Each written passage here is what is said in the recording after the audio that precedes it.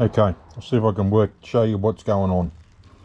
So this is the thrust area of the crankshaft, here and here. This is the main bearing with the thrust surface here and here. This should fit in here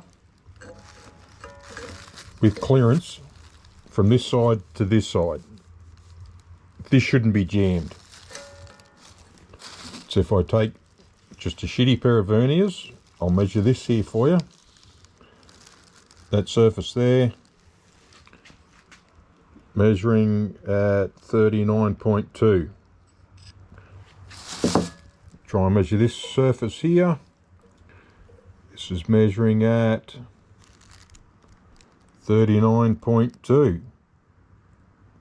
Zero clearance. There has to be clearance in this thrust area for the crankshaft to float. So my guess is this bearing being a 10, there's probably 10 thou in here. So in turn, that means between here and here needs to be machined to allow a clearance between that surface and that surface.